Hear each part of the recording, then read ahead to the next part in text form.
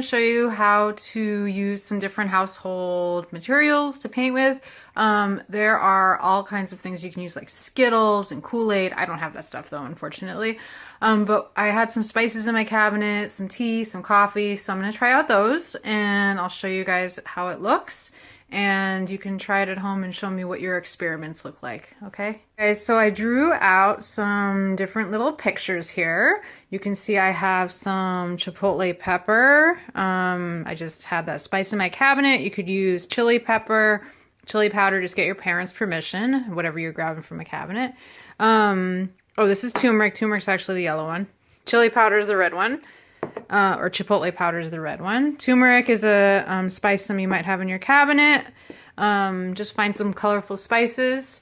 This is black coffee. I just poured out a little bit. You don't need very much. And then I soaked a tea bag in some water. I think I used too much water though. I suggest using a little bit less because I know that this one's kind of light. I was testing it out on this little piece of paper here before the different materials. I suggest trying it out on a piece of paper before you do your final.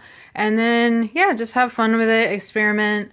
Things like food coloring can also work. And just have some fun playing around with whatever you got in your house, okay? So I'm going to just dip my brush in some water. And I had some hot water too. I didn't think I needed that too much. And here you can see this is the turmeric.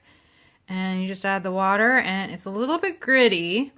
But it does produce this kind of nice yellow color. So I'm gonna go ahead and paint onto my paper.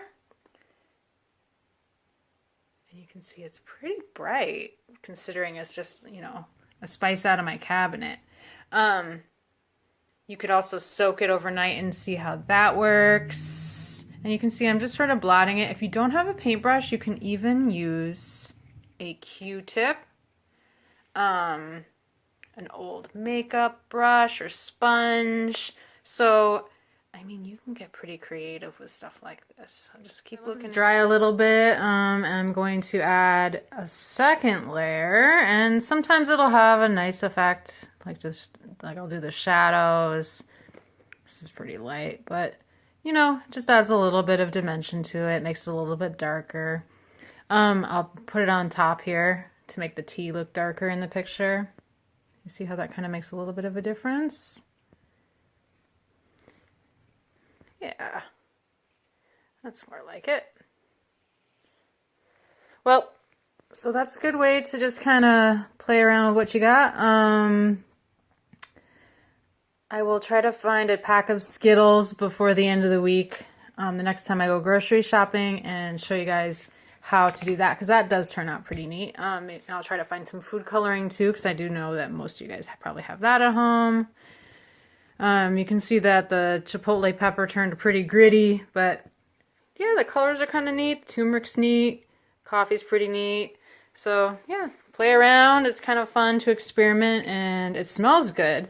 Gotta say that. It's just some interesting smells coming from these different artworks, because they're all these different kinds of materials, you know? All right, well, I'll let you guys kind of play around with your materials and your new pigments or colors that you're creating from these different materials. Okay, bye.